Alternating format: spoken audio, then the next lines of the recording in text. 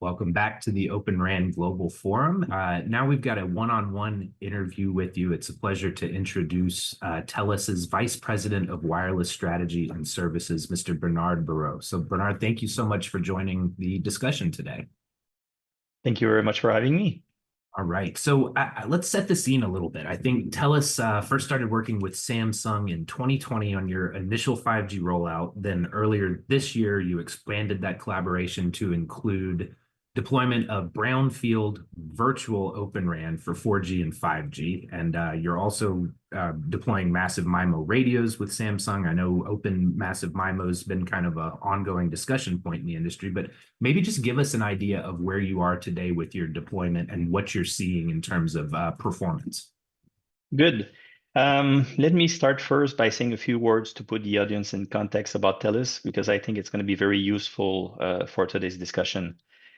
TELUS is a Canadian communication service provider, very large in our country, but not very large compared to some of the telecom giants in the world. As a comparison, our market cap is somewhere between 10 and 15% of the big US operators. So that's the important context. We're big in Canada, but not so big worldwide. And I think, once we go into more depth, you'll understand why I'm making that point. The second piece of context is that prior to our 5G launch, our entire radio access network was using Huawei equipment. And Huawei has been an extraordinary technology supplier for us. But the Canadian government decided to request that all mobile network operators in Canada gradually remove Huawei equipment. And so that meant that we had to completely replace our radio access network nationwide. So we were facing with a major pivot point for our infrastructure, and we didn't want to just replace the equipment with the same architecture for radios and baseband, the same stuff that we had been deploying for a decade and a half. We wanted to take this opportunity and this, let's face it, massive investment to jump into a new architecture. And this is why it made so much sense and makes so much sense today for TELUS to invest in virtual and Open RAN. Of course, we need the ecosystem to be mature and ready for us, but we are pretty bullish that we've reached that point in Q4 of last year. So ORAN is a major reason why we selected Samsung Networks in June of 2020 as one of our 5G suppliers. We selected them because they were already advanced on virtual RAN, and they were really keen on supporting the Open RAN interfaces. And our first deployment with Samsung was using traditional RAN equipment for a number of reasons. It was more prudent for us back then to establish a strong relationship with Samsung Networks. We wanted to make sure that their RF features and algorithms would fulfill our needs, and we needed time to build our ORAN ecosystem. And I'm going to remind you that we were replacing state-of-the-art Huawei equipment. We were very satisfied with the performance. So fast forward to the second half of last year, we started our first beta ORAN deployment in a brownfield context in a downtown of an urban market, in a town with a population of a few 100,000 people. And we were really pleased with the performance of the sites and really surprised by the few issues we had to resolve. And for us, it was the confirmation that we needed, that the time had come for us to pivot from traditional RAN and to ORAN for all our deployment. So leave traditional RAN behind, move forward with ORAN for all our deployment. And our deployment is using HP servers, Wind River OS, Samsung Networks virtual baseband. And I think it's interesting, we are using a mix of both Samsung Networks radios, but also open radios from a third-party supplier. And as you said in your question, the massive MIMO Open RU is from Samsung Networks. And so today we're rolling out exclusively ORAN, and we've stopped deploying traditional RAN. So that's where we are. All right, excellent. We've got more than 2,000 delegates joining the forum, and of the folks from carrier organizations, I know a number of them are in a similar position in terms of facing a mandate to move away from a particular supplier the major investment that necessitates, they're trying to make the most out of it by moving to this new architecture, maintaining performance parity, if not improvement, setting the stage for innovation. But in the last session, we talked a good deal about integration complexity that comes with ORAN and whether the move to ORAN actually makes it easier to operate the network. You've been there, you've done it. So, I mean, what's your take on the integration piece and the operations piece? Yeah. Um, Thank you for the question. I'll start again with a little bit of context. I'll say that we have an excellent team, a technical team, maybe a little bit above the average. Really proud of what our technical team can do, but our technical team is very small. So I think this is important because sometimes, we're being told, oh, ORAN is going to be very complicated. We have the means to do it. And also for context, we decided to take the approach to select all the individual building blocks of our ORAN ecosystem individually. So let me explain, the high-level procurement thought process before we talk about integration. We started first with the selection of our virtual baseband vendor because this is a more critical component. I think everybody's going to agree about that. We wanted to have a virtual and open baseband that would support both 4G and 5G. That was very important for us. That would not require any proprietary hardware because we don't think we need it. And that would support all the ORAN interfaces, not just some. So this means, of course, giving us the flexibility of using a third-party SMO, a third-party RAN intelligent controller if we wanted to, and obviously, as we said before, this VDU VCU also needs to meet our feature and performance requirements. And the second aspect that we really wanted to have is a third-party Open RAN supplier. We didn't want to have only radios from our baseband supplier. For us, ORAN isn't just a theory. This one on Open Frontal was a hard requirement as well.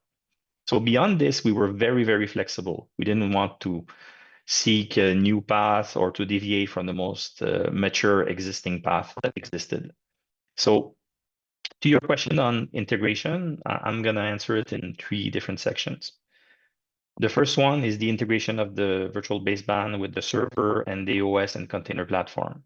And in our case, this is done by Samsung Networks. We didn't see the value of inserting ourselves in this particular process. The second one is the integration of the open radios with the virtual baseband. And this was done jointly between TELUS and our 2 suppliers. In this case, TELUS, we played a major role.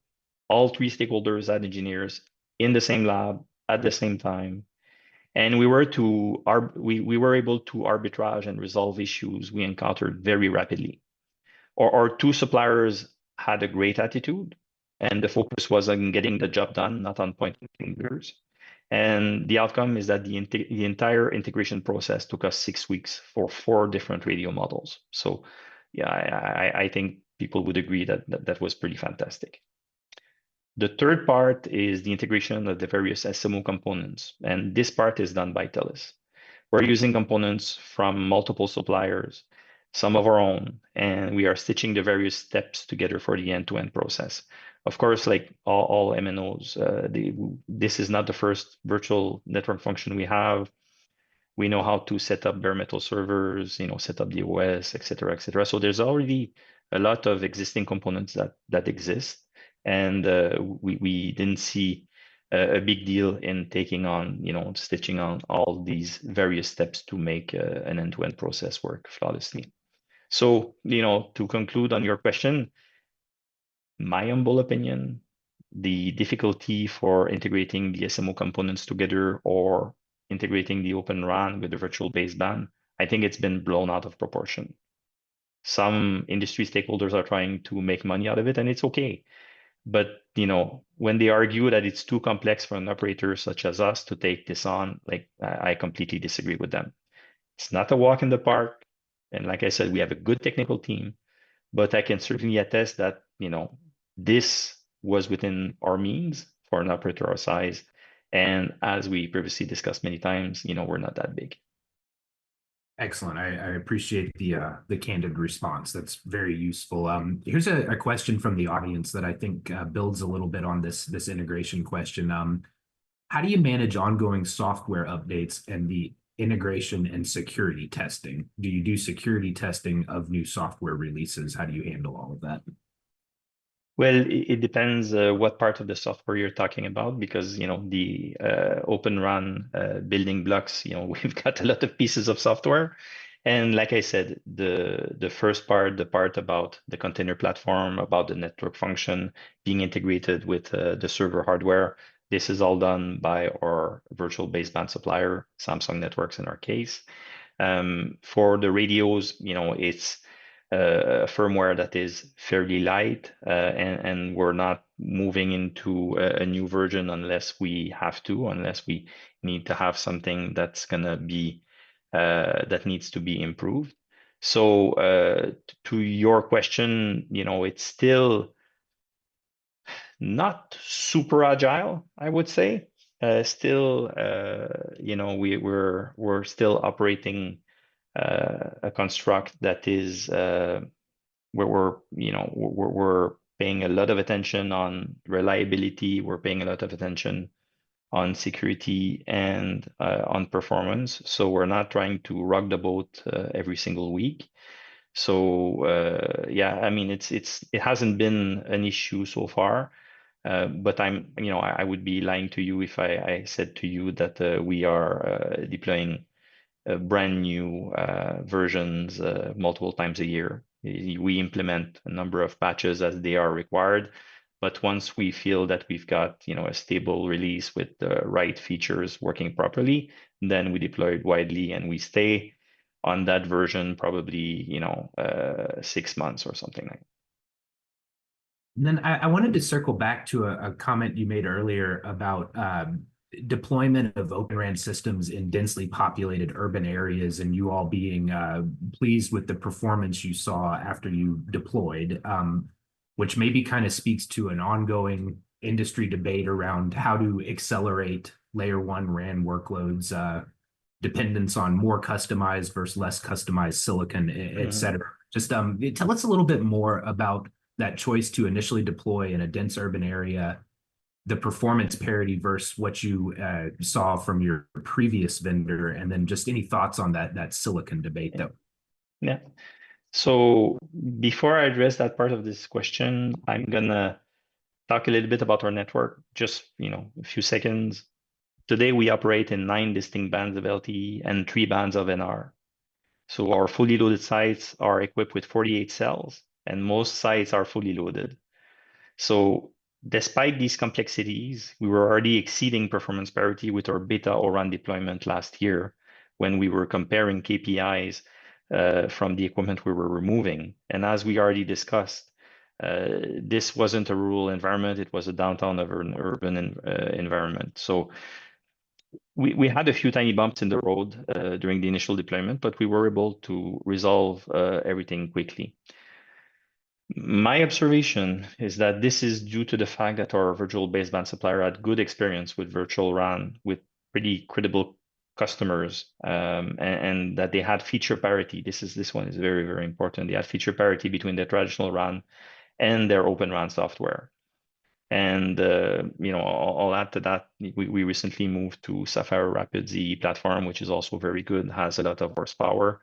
So to be crystal clear about performance, yes, we've already exceeded performance parity versus the radios that we're replacing, and performance parity between our latest traditional RAN equipment that we deployed versus the virtual and Open RAN that we are deploying now. So we are not using an external layer card, as you said. We're not using anything besides the Sapphire Rapids EE platform, where, and I think this is important, Samsung Networks has implemented their own layer one on that platform. And yeah, yes, layer one is very, very important, but so is the feature set. And I'm going to emphasize on that because all the work that we invested in for a few years on traditional RAN with Samsung Networks, it is actually paying off on virtual and Open RAN as well, because for the most part, it's a lot of the same exact same algorithms. And we're very satisfied with our ORAN performance, as I said, and it's only gonna get better as time goes. And our KPIs, whether they're voice or data, they're very good. We have a very competitive roadmap. And it doesn't mean, like I said a few times already, it doesn't mean we don't encounter issues. We do. But the key is really to have them resolved fast by our suppliers and have a supplier that's a great attitude around that. And I'm gonna take a little bit of an editorial stand here, and I would really like to encourage all mobile network operators to push their suppliers to move faster into the ORAN ecosystem for 4G and 5G. No proprietary hardware, because let's face it, you don't need to. An open frontal, of course, but also all the interfaces necessary to support the management and automation of the RAN. Like, don't accept the rhetoric from the established suppliers that ORAN is more expensive. It's not. That it doesn't perform as well. It does. And that you need bespoke hardware. You don't. And if this is achievable for an operator the size of TELUS, it's likely attainable by lots and lots and lots of operators globally. All right, that's a very strong, clear call to action for everybody that's watching. We've got about 3 minutes left here, Bernard. So really, just kind of curious, what's next for TELUS on this Open RAN journey? I know in our prep call we chatted a little bit about the RAN intelligent controller, but just any insight you can share about what you want to do with this network going forward? Well, I think we all have the same ambition to extract as much juice out of the fruit, to get to the best state of optimization into a network. And, let's face it, the 3GPP has made things fairly complex, very, very flexible, but very complex. And when you operate a network with so many cells and channels, for us, it's a real issue. I think we want to move from an environment where, so many configuration settings are the same across all sites, all bands, because it would be very complex to optimize them differently. So the first thing is, moving into an environment where every site is adapted to its geography, but also in the time domain. Like, why would we manage the traffic the same way, early in the morning when traffic is low versus when it's super busy in the evening? So we really have the ambition of going there. Of course, it's not something that could be achieved if you don't have advanced data techniques, deep learning, and so on and so forth. But with the ability to push back different configurations, rapidly do closed loop automation and closed loop optimization on an ongoing basis. We're not there yet, but that is really our ambition. I think we're going to be able to extract so much more quality out of our existing network, which is already very good, of course, but there's a lot more efficiency that can be taken out by going there. Excellent, Bernard. Well, I really appreciate you joining the forum to give us some insight of what this looks like in the real world. I know that's very useful to our audience, so thank you. Thank you very much. Thank you for having me. All right, and stay tuned for our next session where we're going to look into industrialization of Open RAN. See you there.